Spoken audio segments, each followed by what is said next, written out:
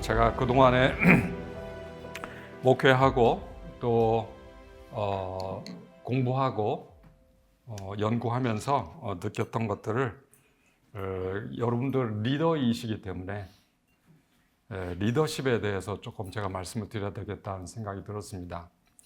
저는 조선일보에서 기자 생활을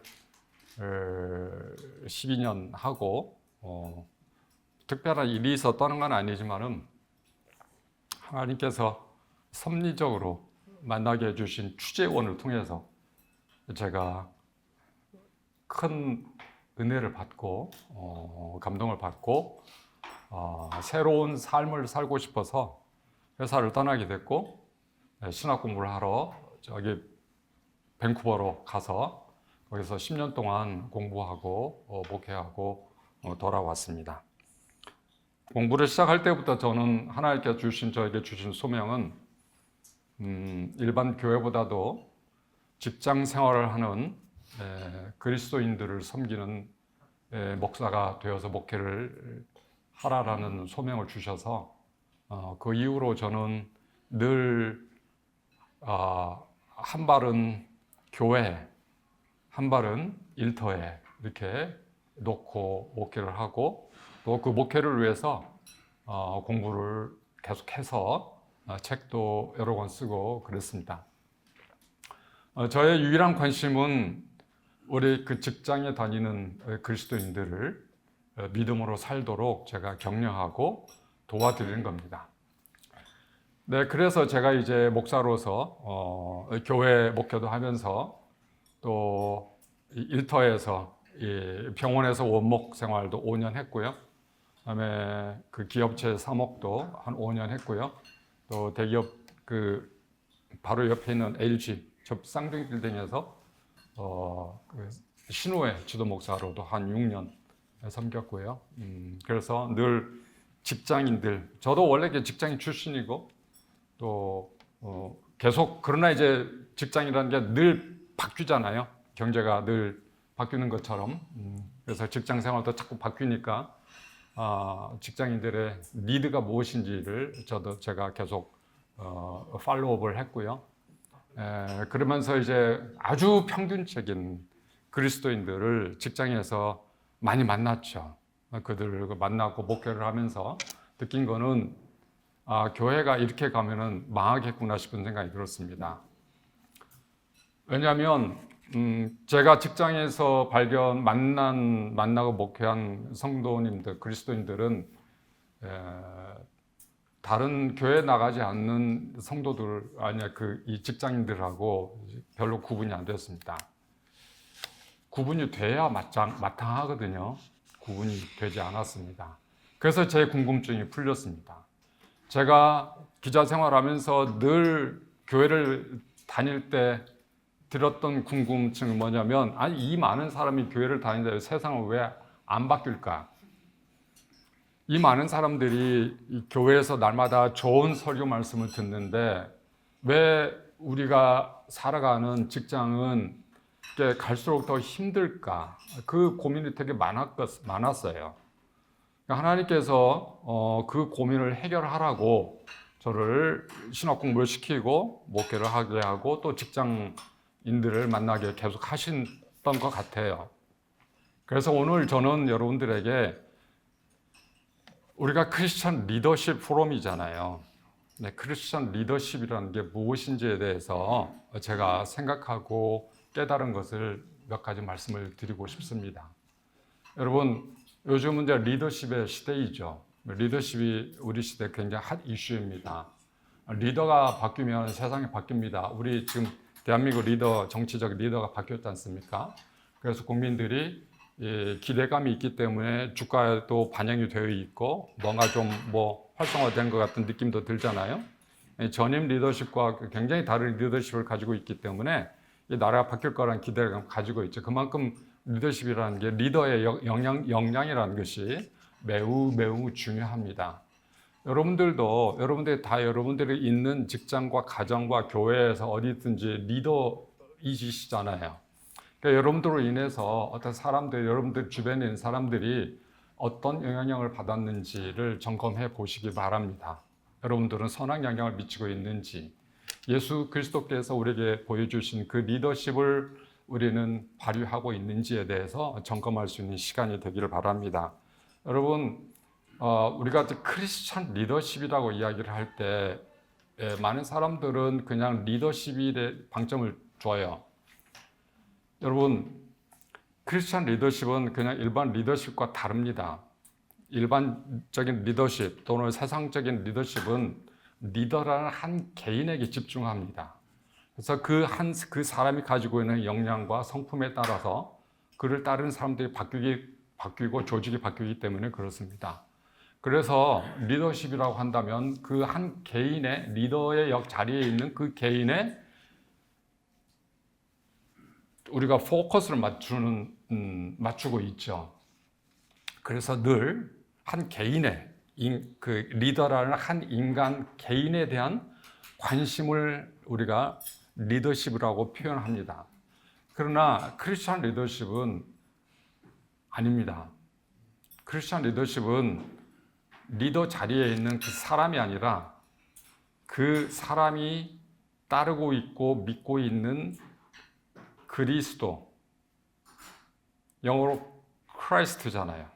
그래서 크리스천이잖아요. 그 사람, 크라이스트를 따르는 사람, 그리스도를 따르는 사람을 그리스도인, 영어로 크리스천. 그래서 크리스천 리더십이라고 이야기하잖아요. 그 크리스천 리더십의 방점은 리더십에 있는 게 아니고 크리스천에 있습니다. 크리스천이 누구입니까? 아까 우리 회장님께서 아주 중요한 말씀하셨는데 정체성이 중요하다고 말씀하셨어요. 정체성. 우리 크리스천 리더들은 이 정체성이 무엇입니까? 예수 그리스도를 따르는 사람이에요. 모든 크리스찬들이 다 리더입니다. 왜냐하면 모든 크리스찬들은 세상에 영향력을 미치도록 부르심을 받았기 때문에 그렇습니다. 그래서 우리는 세상의 빛이고 세상의 소금이 되라고 말씀하신 거죠. 한마디로 얘기해서 리더가 되라는 뜻이죠. 영향을 미치라는 것이죠. 여러분, 크리스찬 리더십은 중심이 알파와 오메가가 그 리더가 아니고 예수님입니다. 그리스도입니다. 크리스찬 리더라고 한다는 것은 우리가 그 이야기를 할 때 크리스찬 리더라는 표현을 통해서 우리가 표현하고자 하는 것은 예수 그리스도가 끌고 가는 사람이란 뜻이에요. 그러니까 중심이 예수 그리스도여야 되죠. 그래서 크리스찬 리더십은 자기 역량을 키우는 것이 아니라 예수 그리스도에 대한 순종과 믿음으로 자기를 내어드리는 거예요. 이게 진정한 의미의 크리스찬 리더십입니다. 일터에서 크리스찬 리더십은 이렇게 예수 그리스도에게 나를 내어주고 그리스도께서 이끌어 가시도록 내가 준비하는 거예요. 거기에 필요한 역량을 내가 이제 채워야 되겠죠. 그건 우리가 순종을 해야 될 몫이겠죠. 그래서 크리스천 리더십은 바로 예수 그리스도가 이끄시는 대로 내가 따라가는 사람이다라는 정체성, 자의식, 이걸 소명의식이라고 이야기하죠. 그래서 우리는 늘 크리스천 리더의 자리에, 여러분들 다 리더의 자리에 있는데 리더의 위치에서 여러분들은 보아야 될 게 내 자신의 능력이 아니라 나를 이끌어 가시는 예수 그리스도에게 훨씬 더 많이 집중하셔야 됩니다. 다시 얘기해서 지금 예수 그리스도는 성령, 하나님의 영이신 성령을 통해서 우리 안에서 우리를 이끌어 가시고 우리를 지배하시고 우리를 통해서 일을 하시잖아요. 그렇기 때문에 매 순간순간을 성령과 함께 동행하는 삶을 살아가는 것이 진정한 크리스천 리더십을 발휘할 수 있는 것입니다. 여러분, 교회가 위기인 것은 교회가 가지고 있는 그리스도의 복음이 무능력해서가 위기가 아닙니다. 그리스도의 복음의 능력을 모르고 또 그 능력을 행사하지 않기 때문에 교회가 지금 문제가 된 것입니다. 그래서 교회는 지금 여러 가지 통계로 보면 암울합니다. 2050년쯤 되면 지금보다 한 절반 정도로 줄어들 거라고 이야기를 하고 있어요. 300만 명 정도요? 지금 3분의 1 정도밖에 안 되겠네요.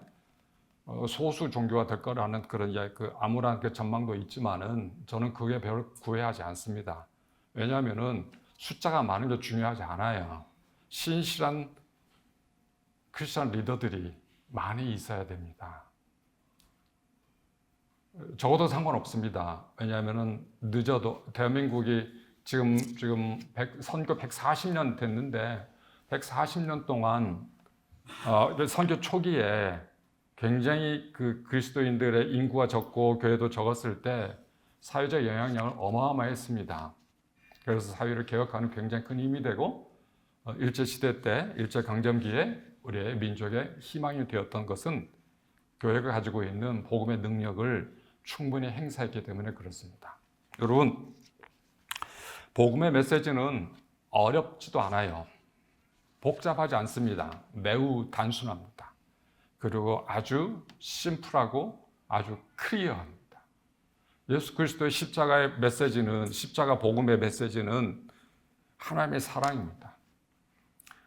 죄인을 사랑하시는 하나님, 우리를 위해서, 죄인을 위해서 본인이 직접 인간이 되어서 이 땅에 오셔서 우리를 위해서 십자가에서 대신해서 죽으신 그 하나님의 사랑, 그 하나님의 사랑을 우리가 받고 그 사랑으로 그 사랑에 빚진 자가 되어서 우리 이웃들을 그렇게 사랑하라는 것이 예수 그리스도의 십자가의 아주 단순한 메시지입니다.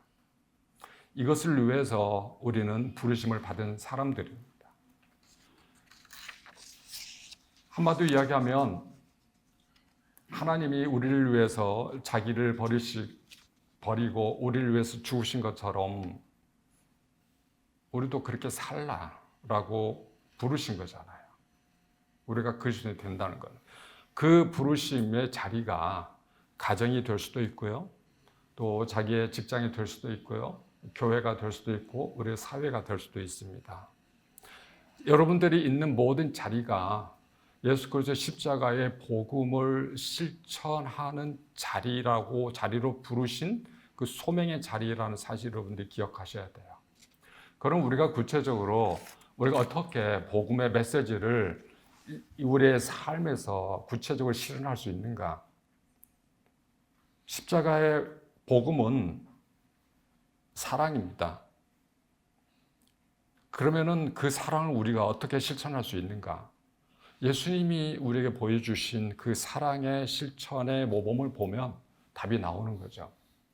여러 가지 이야기할 수 있지만은 오늘 시간이 많지 않아서 제가 3가지만 말씀을 드리겠습니다. 가장 중요한 건 겸손입니다. 사랑을 어떻게 우리가 실천할 수 있는가? 겸손입니다. 겸손. 여러분, 겸손과 겸양은 다릅니다. 공자가 이야기했던 겸양은 자기 신분 안에서 과욕을 부리지 않고 자기의 적절한 위치에서 사람들에게 좋은 일을 행하는 것을 겸양이라고 이야기합니다. 왜냐하면 그때 당시 신분 사회였기 때문에 그렇죠.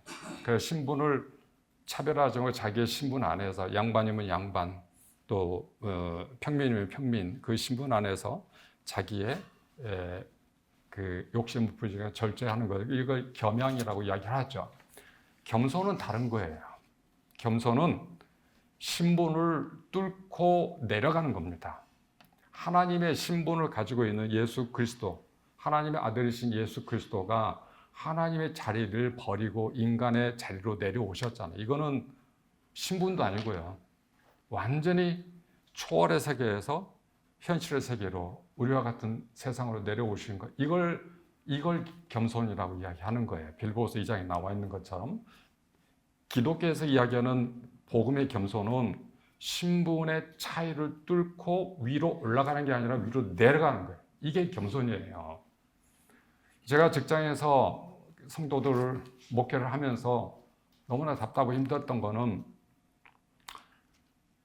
안 믿는 사람과 똑같이 경쟁해서 위로 올라가고 싶고 더 많은 월급을 받고 싶은 거예요. 그래서 조금 더 월급 주면 다른 데로 이직해버리고 이런 그리스도인들 많이 봤어요. 그냥 세속적인 가치관으로 살아가는 사람이죠. 복음의 능력은 그런 욕망을 버리고, 아니, 그렇다고 해서 다 승진하지 말라는 이야기 아닙니다. 승진 때가 되면 다 해야죠, 당연히.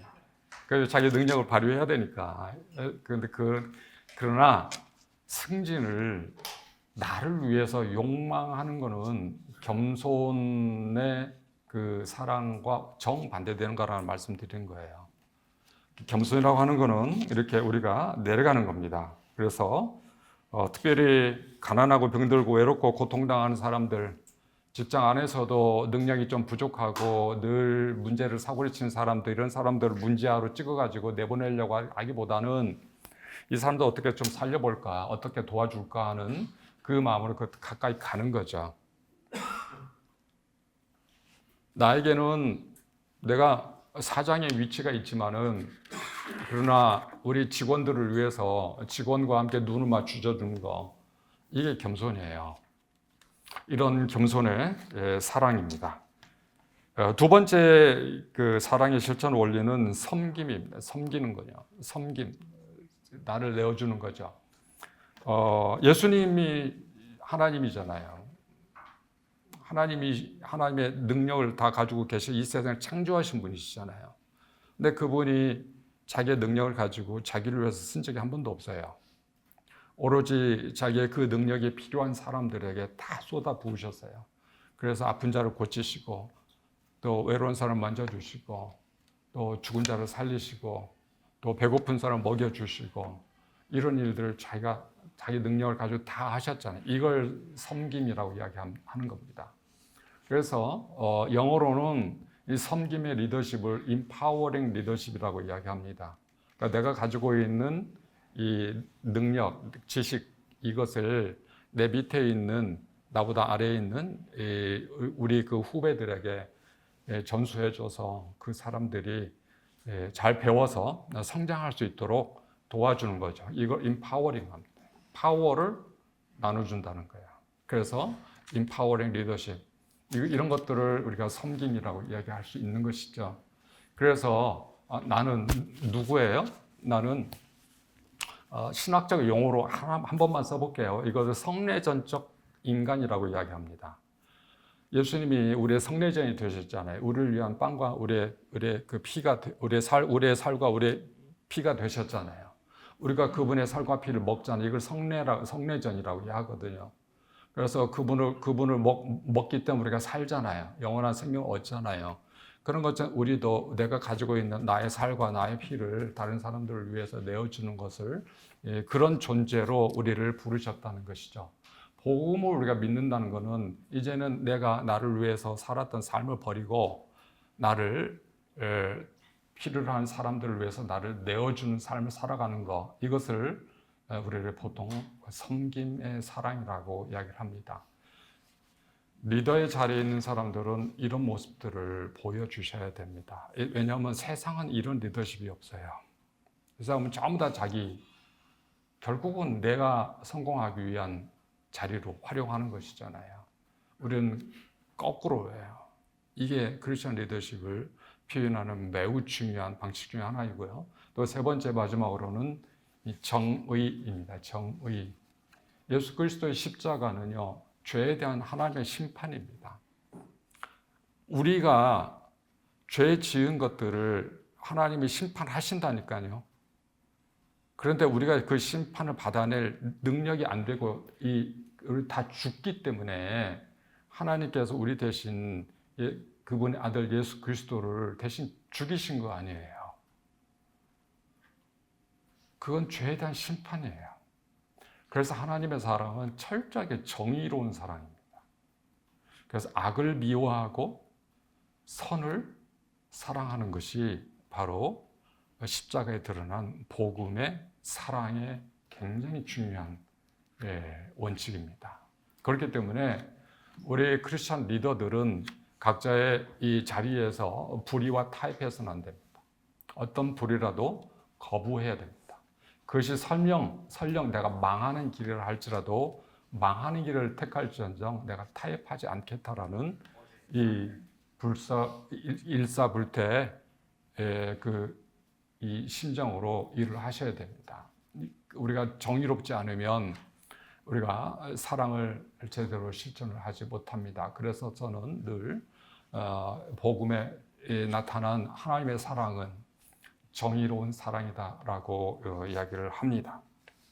여러분, 이처럼 겸손과 섬김과 정의라는 이 사랑의 원리를 여러분들의 그 자리에서, 일상의 자리에서 자연스럽게 실천하시는 것이 이게 크리스천 리더십이다라는 것을 여러분들이 기억하시기 바랍니다. 여러분, 이게 쉽지가 않아요. 절대로 쉽지가 않습니다. 왜냐하면 우리는 기본적으로 우리의 그 죄성이 우리 안에 남아있기 때문에 늘 내가 손해를 보고 내가 비판을 받고 이런 것들을 두려워하고 방어하려고 합니다. 그러면 어쩔 수 없습니다. 우리가 인간이기 때문에 우리 인간의 한계입니다. 이것까지 우리가 부정할 수가 없죠. 그래서 그 다음이 중요하죠. 그럼에도 불구하고 우리는 예수 그리스도를 믿는 사람들이기 때문에, 크리스천들이기 때문에 그대로 따라가지 않고 우리는 그리스도께서 십자가에 보여주신 그 겸손과 또 섬김과 사랑의 정의의 사랑을 실천함으로 인해서 세상 사람들이 우리가 그리스도인이라는 걸 알게 되죠. 여러분, 우리들의 소명은 단 한 가지입니다. 모든 그리스도인의 소명은 단 한 가지입니다. 그거는 그리스도를 증언하는 겁니다. 세상에 어떤 자리에 있든지, 가정에서는 부모로서, 또 자녀로서, 직장에서는 상사로서, 또는 부하로서, 또 교회에서는 지도자로서, 또 평신도로서 이런 복음의 사랑을 통해서 그리스도를 자연스럽게 세상에 보여주는 것이 우리들이 살아가는 삶의 이유이고 목적이 되겠습니다. 여러분, 지금부터 한 90년쯤 전에 독일이 나치 히틀러의 수중에 떨어져서 독일 교회가 나치 히틀러에게 충성 맹세를 할 때 일부 목회자들과 신학자들은 거기에 저항을 했습니다. 저항을 했어요. 저항하면서 발표했던 것이 바르멘 선언이라는 게 신학 선언이 있습니다. 그 1조가 이 바르멘 선언에 저 6개 조항이 있는데 첫 번째 조항이, 가장 중요한 첫 번째 조항이 바로 오늘 우리가 성경 말씀 요한복음 14장 6절입니다. 나는 길이요 진리요 생명이니 나로 말미암지 않고는 아버지께로 올 자가 없느니라. 오로지 예수 그리스도만이 우리의 하나님이라는 이 사실을 그때 히틀러 앞에서 낭독을 했습니다. 당신은 우리의 주가 될 수가 없습니다.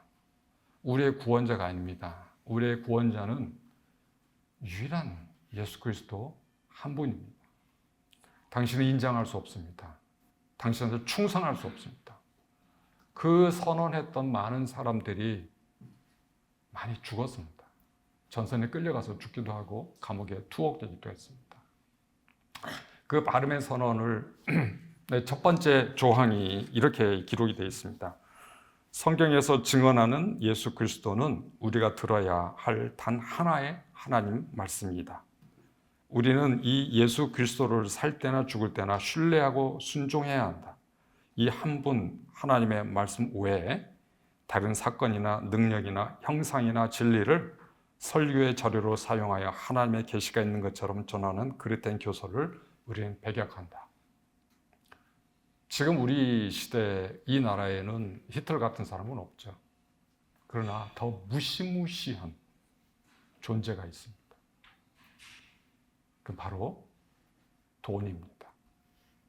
많은 사람들이 돈 앞에 충성 맹세합니다.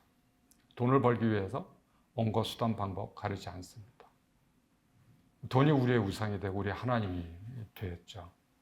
제가 직장에서 경험한 많은 그리스도인들, 특히 사업체를 운영하는 이 오너들, 경영자들은 거의 대부분 다 그렇습니다. 아, 이분들의 하나님은 돈이구나, 그리스도가 아니구나 라는 생각에 좌절할 때가 많았습니다. 여러분, 그래서 우리는 날마다 회개해야 됩니다. 십자가 앞에 서서 늘 회개하면서 재정의 위기가 찾아왔을 때 불법거래 하지 마시고 그 유혹에 넘어가지 마시고 망해야 된다면 망하는 길을 선택하시기 바랍니다. 그래야 하나님께서 여러분들을 부활시켜 주시기 때문에 그렇습니다. 그 은혜는 더 말할 수 없이 큽니다. 정말로 마지막 순간까지 하나님께 기도하고 간구하고 도움을 요청하고 하나님이 주신 길을 찾아가시기 바랍니다. 문이 하나 닫히면은요, 새로운 문이 반드시 열립니다. 그게 하나님께서 하시는 방식입니다. 저 개인이 그런 경험들을 여러 번 했습니다. 깜깜하게 문이 닫혀서 정말 소망이 없을 때, 절망이 없을 때, 그럴 때는 할 수 있는 게 기도밖에 없더라고요. 우울증 걸려서 죽을 뻔한 적도 있었습니다. 그러나 그럼에도 불구하고 소망의 끈을 놓지 않았을 때 하나님께서 밝은 길을 열어주시는 그런 경험들을 여러 번 했습니다. 여러분들을 복음으로 부르신 예수 그리스도께서 여러분과 함께 계시고 그분을 위해서 살도록 요구하고 계시고 또 그분을 위해서 살도록 우리에게 능력을 주십니다. 이것이 바로 그 유명한 빌립보서 4장 13절 말씀이에요. 우리는 내게 능력 주신 자 안에서 내가 모든 걸 할 수 있다. 그러니 여러분의 능력에 너무 의존하지 마시고 여러분들에게 능력 주신 그리스도에게 의존하시면서 그리스도께서 보여주신 사랑의 원리, 겸손과 섬김과 정의의 원리를 잘 실천해 나가시기 바랍니다. 잠깐 기도하겠습니다. 하나님 감사합니다. 주님이 세우신 이 훌륭한 크리스천 리더들 이 자리에 있습니다. 하나님의 아들 예수 그리스도를 통하여 우리에게 보여주신 그 아름다운 사랑의 힘과 능력을 우리에게 허락하여 주시기를 원합니다.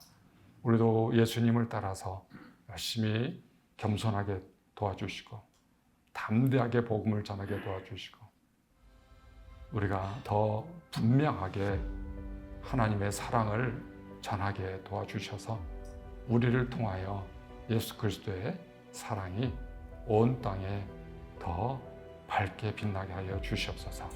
예수님의 이름으로 기도하였습니다.